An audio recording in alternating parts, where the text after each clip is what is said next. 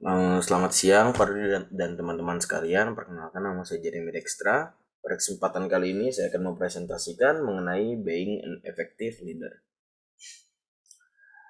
Nah, jadi apa sih itu leader and leadership?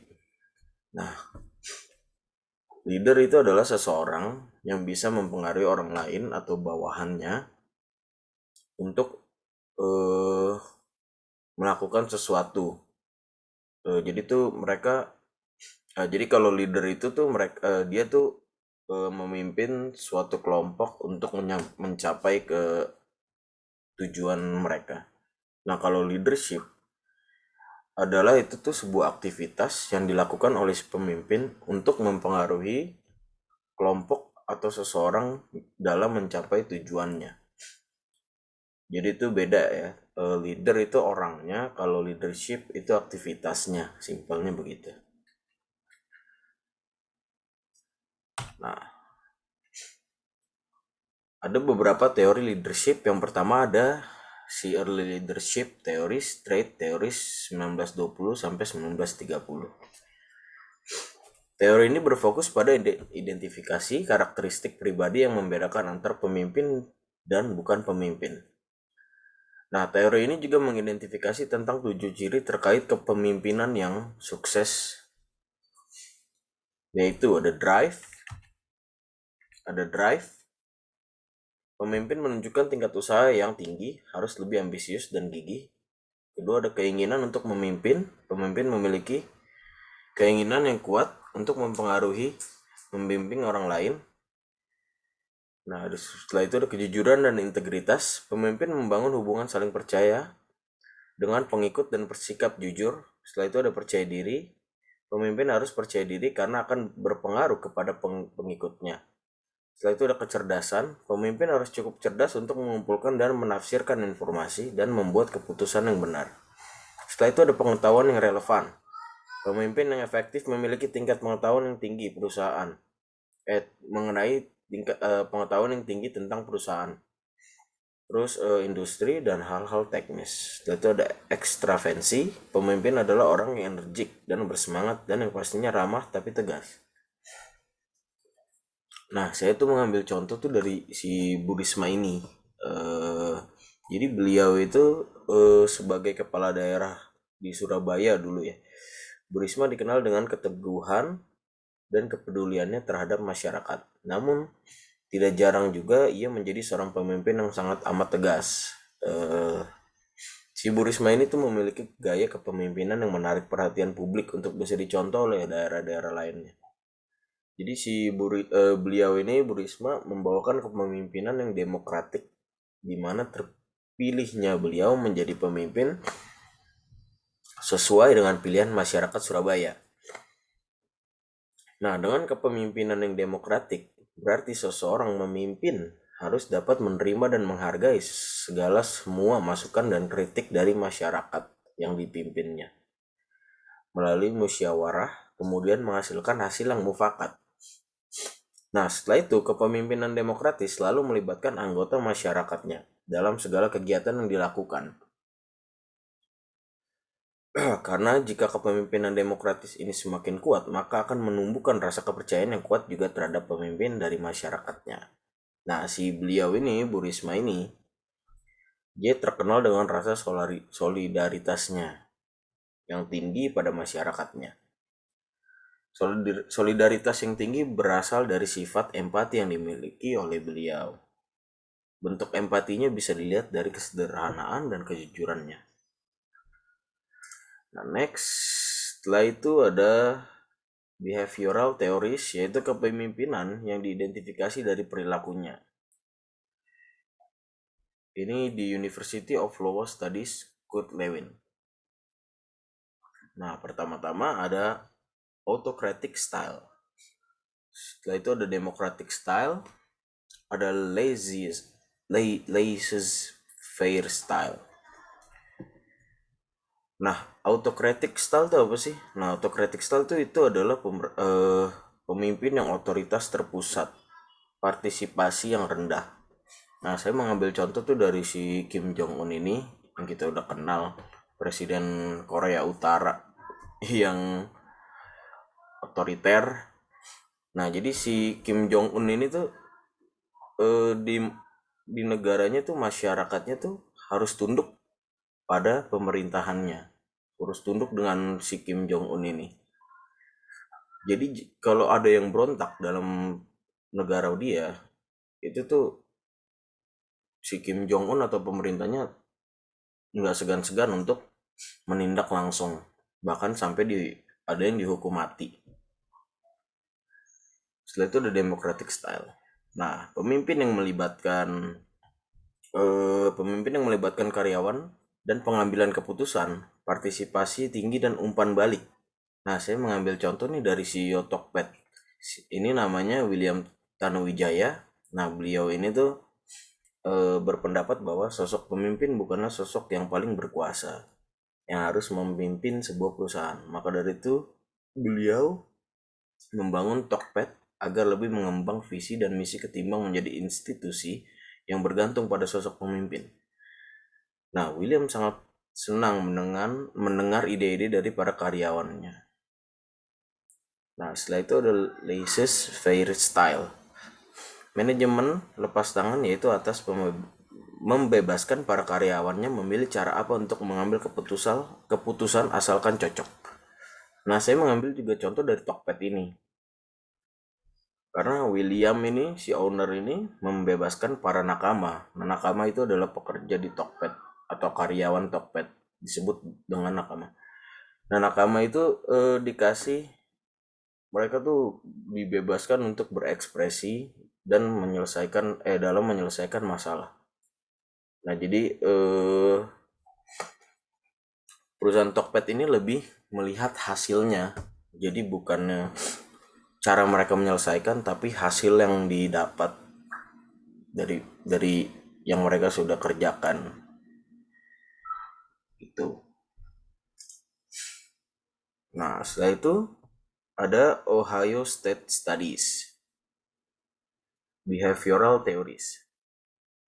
Nah, ada dua nih, ada struktur inisiasi, ada pertimbangan. Struktur inisiasi adalah peran pemimpin dalam mendefinisikan perannya dan peran anggota kelompok. Nah, setelah itu ada pertimbangan, pemimpin saling percaya dan menghormati ide dan perasaan anggota kelompok. Nah, Ohio State Study juga membuktikan bahwa faktor situasional terlihat sangat mempengaruhi efektivitas kepemimpinan. Oke, next. Nah, setelah itu ada University of Michigan Studies yang mengidentifikasi dua dimensi perilaku pemimpin, yaitu ada berorientasi pada karyawan dan kedua ada berorientasi pada produksi. Nah, ini tuh artinya mereka tuh menekankan hubungan pribadi antara atasan dan karyawan. Saya mengambil contoh lagi dari PT Jarum, itu Pak Bambang Hartono yang sangat perhatian terhadap karyawannya dan selalu mensejahterakan karyawan. Itu juga saya juga baca-baca si Pak Bambang Hartono ini, mereka tuh dia tuh mentreat karyawan tuh seperti keluarga. Jadi karyawan mereka tuh merasa nyaman, tidak tertekan dalam bekerja. Jadi hasil yang dikerjakan juga maksimal. Setelah itu ada berorientasi produksi, menekankan pencapaian tugas.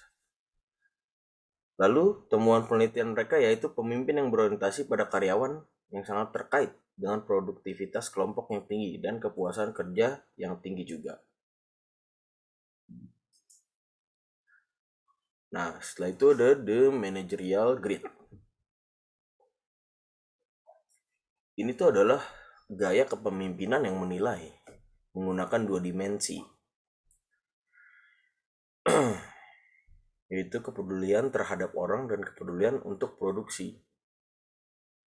Nah, lalu tuh di teori ini, manajerial ini, menemukan gaya manajerial dalam 5 kategori, yaitu manajemen yang buruk, tugas manajemen, middle of the road management, country club management, dan terakhir tim manajemen.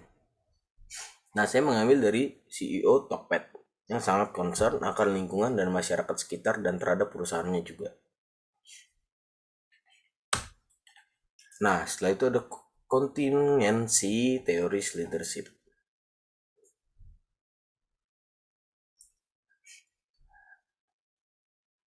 Hersey and Blanchard situational leadership theory. Setelah itu ada PET goal model. Nah, ini apa sih? Jadi ini tuh sebuah teori. Mereka tuh berpendapat bahwa kepemimpinan yang sukses dicapai dengan memilih gaya kepemimpinan yang tepat yang bergantung pada tingkat kesiapan pengikutnya. Lalu pemimpin harus melepas kendali dan kontak dengan pengikut agar mereka menjadi lebih kompeten. Itu. Jadi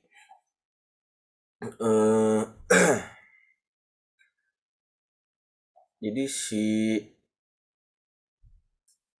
ibaratnya yang mau dipimpin itu dia harus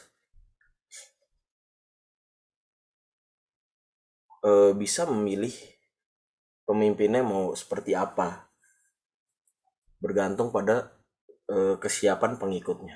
Nah, kalau yang PET goal model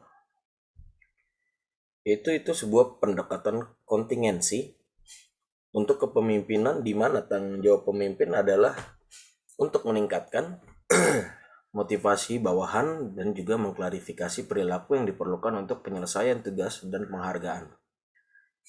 Nah, saya mengambil contoh ini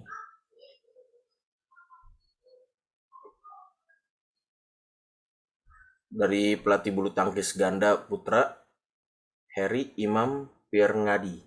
Beliau ini memberikan arahan dan masukan kepada anak didiknya agar bisa memenangkan pertandingan.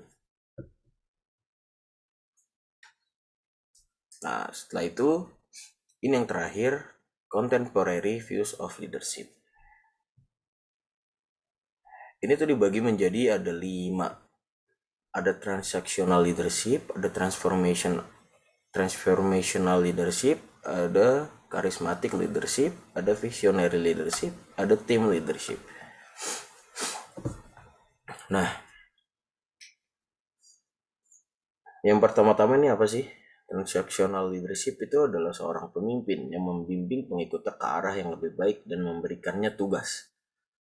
Nah, saya mengambil contoh nih dari pelatih bulu tangkis ganda putra Harry Imam Pirngadi. Nah, beliau nih memberikan arahan dan masukan kepada anak didiknya agar bisa memenangkan pertandingan. Nah, setelah itu ada transformational leadership. Saya mengambil dari yang kita sudah tahu nih, Presiden Republik Indonesia, Presiden kita Jokowi. Nah, sebelum beliau menjabat menjadi presiden, ia adalah wali kota Surakarta atau Solo. Beliau adalah presiden Indonesia pertama sepanjang sejarah yang bukan berasal dari latar belakang elit politik atau militer Indonesia. Nah, setelah itu ada charismatic leadership. Nah, charismatic leadership itu pemimpin yang mempunyai karismanya sendiri dalam menjalani kepemimpinannya. Tipe pemimpin ini dapat menggerakkan bawahannya secara alami untuk bisa mencapai targetnya dan bawahannya pun dengan senang hati melakukannya. Nah, saya mengambil contoh nih dari Pak Ganjar. Beliau memiliki karismanya yang sendiri untuk menggerakkan bawahannya. Pembawaannya yang santai namun tegas sangat disukai bawahan dan masyarakatnya juga. Setelah itu ada visionary leadership, yaitu seorang pemimpin yang menciptakan visi yang kredibel untuk masa depan perusahaannya. Contohnya saya mengambil dari Ignatius Jonan. Si Pak Ignatius Jonan ini dari PT KAI yang memberikan perubahan positif pada keretanya dan masyarakat menjadi lebih nyaman sekarang untuk naik ke kereta atau KAI. Beliau memberikan terobosan baru sehingga perusahaannya menjadi lebih baik. Nah, setelah itu ada team leadership. Team leadership itu pemimpin yang mengelola batas-batas eksternal pada tim atau organisasinya. Nah, contohnya saya mengambil dari yang sudah kita kenal juga, Pak Prabowo. Salah satu kunci kesuksesannya yaitu dengan memiliki kemampuan menjadi pemimpin dan menjaga timnya untuk bisa tetap solid dan meraih kesuksesan juga. Jadi ini ada berbagai macam tipe leadership. Mereka memiliki karakteristik yang berbeda, tapi tetap ini adalah karakteristik pemimpin. Nah, ini referensi yang saya ambil beberapa dan juga dari buku. Sekian presentasi dari saya. Jika ada salah kata, mohon maaf. Terima kasih.